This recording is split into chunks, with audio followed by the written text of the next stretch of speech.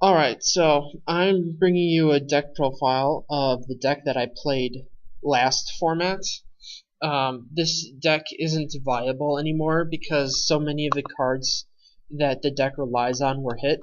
You wouldn't be able to run it effectively without the draw engine. It was too important for how the deck ran. But this was a very powerful deck last format. It was able to match up with Dragon Ruler and Dragonity Ruler decks, which is actually why I decided to run this versus standard windups. I wanted to keep playing windups last format, but they just weren't quite strong enough to go toe to toe with Dragon Rulers. So I combined windups and Dragon Rulers to make windup rulers, which is what this deck is. And the deck functions a lot like Dragonity Rulers. What you do is you use the windups as an engine to toolbox your extra deck, and then you use the monsters, the windup monsters, and the extra deck monsters to fuel your Dragon Ruler summons. And the disadvantage compared to Dragonity Rulers is the engine is bigger, so it takes up more deck space, and it is also attribute monsters versus dragon type monsters. So the windups don't always go with the Dragon Ruler that you have in your hand. The benefits that the windups engine has over the Dragonity engine is windups are more versatile, and they also get around cards that cause problems for Dragonity and Dragon Rulers, which are Ophion and Crimson Blader. Those two monsters are not problems at all for the windups. You can go off with your plays just like you normally would. So I'm going to be jumping right into the deck profile then. So in my monster lineup I have one Magician, 3 Sharks, 3 Rats, 2 Rabbits, 1 Warrior, 1 Redox, or 3 Redox, 3 Blaster, 3 Tidal, 2 Card Troopers, 3 Maxis, and 1 Swift Scarecrow. So the windups, I'm only running 2 Rabbits instead of 3. That's because Rabbit is just not as important in this deck as it is in normal windups. In normal windups, usually what you want to be doing is you want to summon Rabbit and then back him up with traps and then play grind games against your opponent. And this deck, what you want to do is you want to spit out Exceeds as fast as possible to try to pressure your opponent. And then once your opponent kills your monsters, then you can use them as fuel to summon the Dragon Rulers. You summon the Exceed monsters very aggressively with the knowledge that they're probably going to die, just because you have enough follow-up plays that it doesn't even matter. Rabbit's still important to have just to be able to pull him from the deck with Magician, and he functions a lot of the time as a level 3 Earth windup, which is still useful to have, and his effect is occasionally beneficial. Rat is the most important windup monster in this deck. You end up filling up your grave pretty quickly because you can discard windups, particularly with Redox, to make Rat live. And you'll also sometimes discard Magician for Blaster. It's pretty easy to get Magician back using Rat or Redox, so discarding him is not that big of a deal, especially because the deck relies so much on Rat. Rat's actually more important for the deck than Magician is.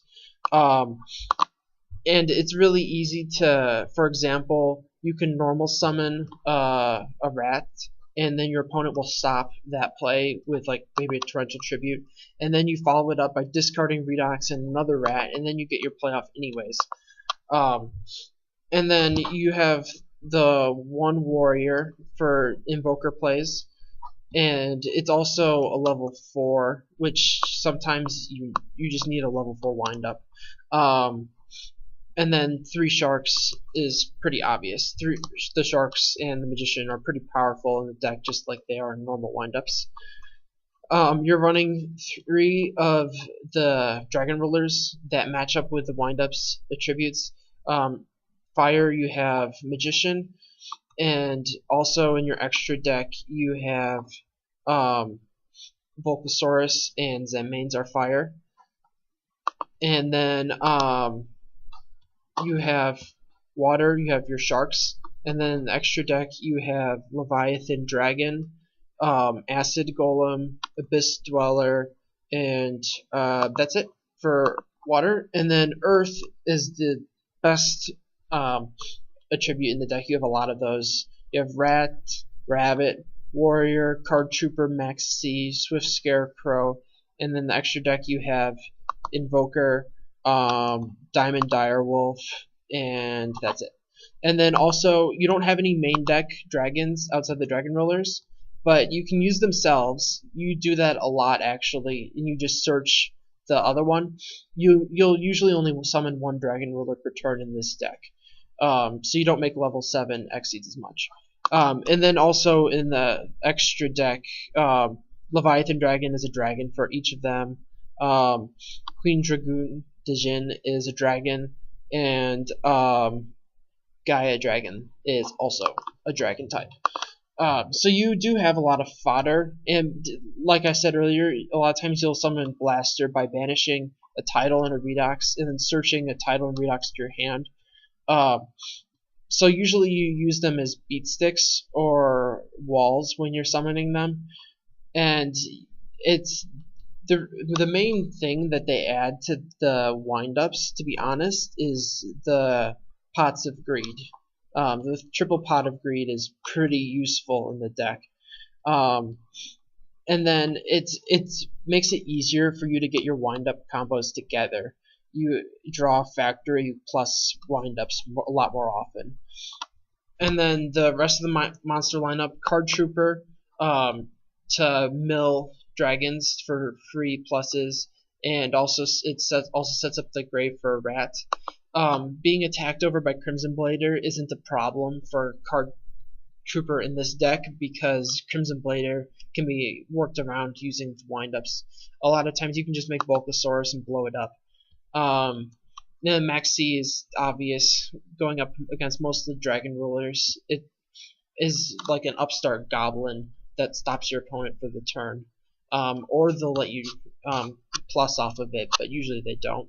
And then Swift Scarecrow is a way to save myself if they go for an OTK and I have Max C.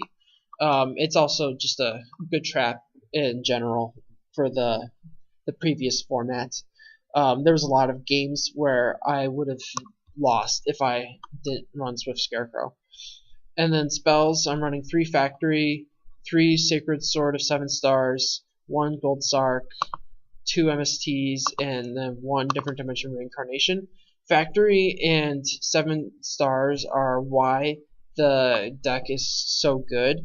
The 3 copies of the 2 of them are power cards that gain you massive advantage and work really well together.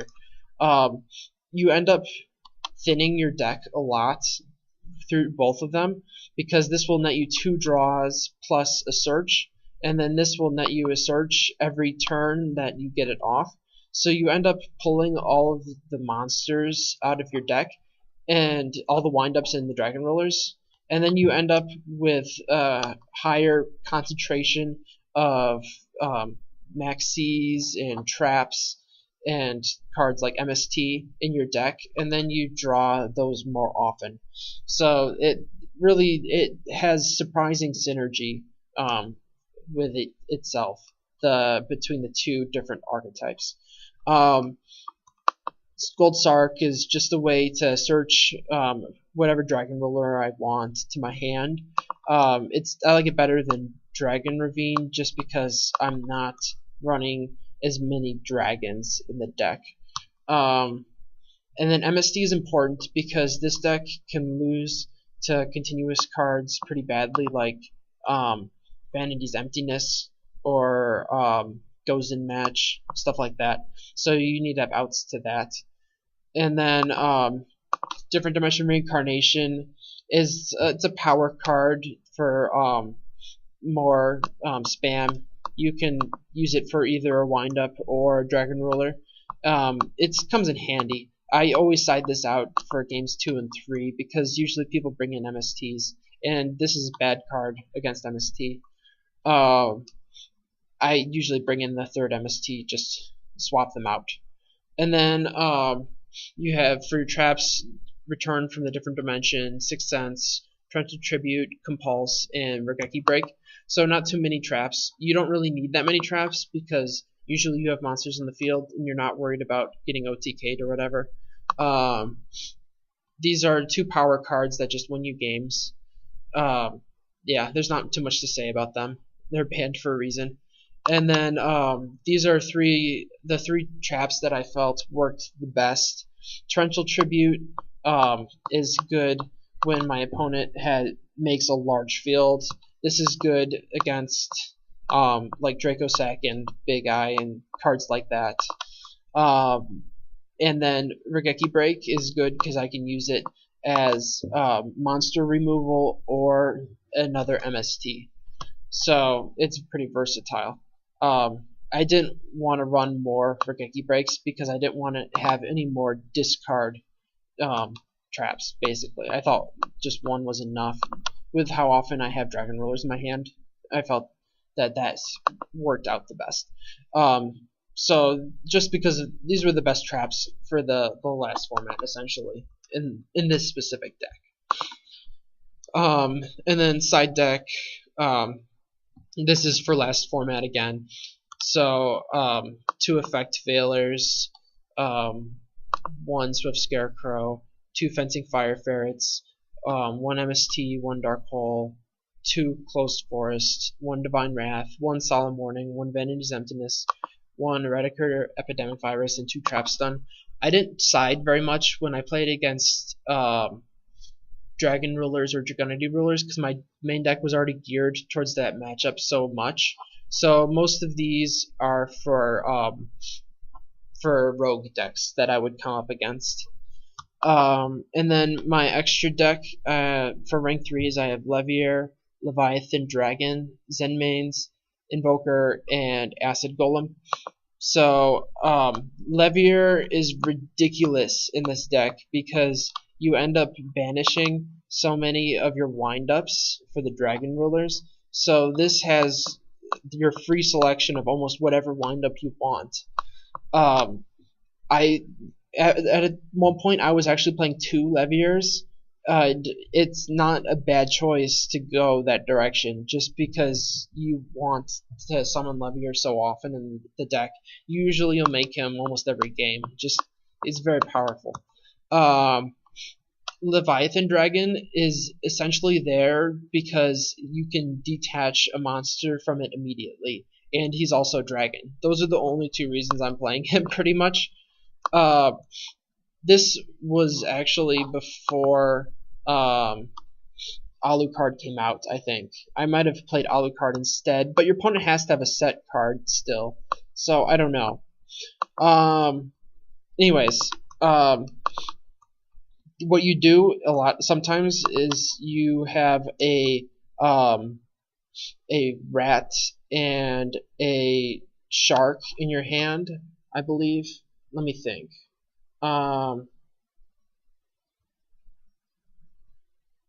Yeah, if you have a rat and 2 sharks in your hand, or you have a rat, a shark, and a rabbit or something, what you do is you make a Leviathan Dragon, you detach, and then you have a monster in your grave for rat, and then you can use rat to make another Exceed monster. Usually you'll want to make Zenmaines. And it's just a strong play that puts a lot of pressure on your opponent because you're putting out 4,000 damage plus a monster that is tough to destroy. You put a lot of resources into it, but like I said earlier, it doesn't really matter because you have your Dragon Rulers to follow it up, so you want to play aggressively. Yeah, and Zenmaines is just a good monster. You can use it for stalling, or for you can use it for card removal with his second effect. Invoker is there for swarming plays. You have larger swarming plays than you do in normal windups, mostly because of Redox. You can use Redox to extend your plays by using it like a Monster Reborn. And I just timed out. I'm going to bring this back up. Sorry about that. Wind up Dragon Rollers. Okay, so we're back. So yeah, you have lots of OTK potential, and Invoker just adds to that. And then Acid Golem is there for if you want to work under skill drain, or if you just need a 3000 attacker to get over something. And then ranked 4s, you have Abyss Dweller, Maestroke, Queen Dragoon, and then Diamond Direwolf. You don't make rank 4s as often in this deck as you do other ranks, really. You make lots of 3s and 5s. Usually you'll want to use your Sharks and Warriors to make 5s instead of 4s, is the thing. But Abyss Dweller is really good. It doesn't let your opponent activate the Dragon Ruler effects in the grave. Maestroke is just a good generic rank 4. This would be a Silent Honor arc, but that wasn't released at the time, so Maestroke was there instead. Dragoon Dijin is really good in this deck because you can use it to special summon any of the Dragon Rulers, and then they don't get bounced back to your hand because their effects are negated. So it's basically summon a huge beat stick that doesn't bounce back to your hand. It's very nice. This was also a key part of Swarm plays. Levier, Invoker, and Dragoon Dijin allowed you to put over 8,000 damage on the board out of nowhere. A lot of times you could do it even if your opponent had back row to respond to your plays. You would make a play, they would respond, and then you would just make another play and keep going. And then Diamond Direwolf is there for removal of like random spell or trap cards, which can cause problems for the deck. And then rank 5s, I have Tyrus, Adrius, and Volcasaurus. And then I am running Adrius in this deck just because it's so important to take out certain continuous spell and trap cards. So you need Adrius every once in a while just to hit, say, a Necro Valley that's shutting down your Dragon Rulers. And then Tyrus is just a good generic monster, and you can also use it to destroy a card on the field. And Volcasaurus is there for power plays, and Gaia Charger is also in the deck to go along with Volcasaurus. And then you're also running one Big Eye and one Dragosack, and those are pretty self-explanatory. Steal a monster or have a monster resistant to destruction that can destroy cards himself. So part of the problem with this deck is you have to run rank 3s, 4s, 5s, and 7s. So you have to choose only the very best for each level, and it's tight extra deck wise. But yeah, it's a good deck. You can't run it anymore because, like I said, too many of the cards have been hit. It just doesn't work. But it was a good deck last format, and it was a fun deck to play. So that was my deck profile of my September 2013 Wind Up Ruler deck. So hopefully you enjoyed watching this video.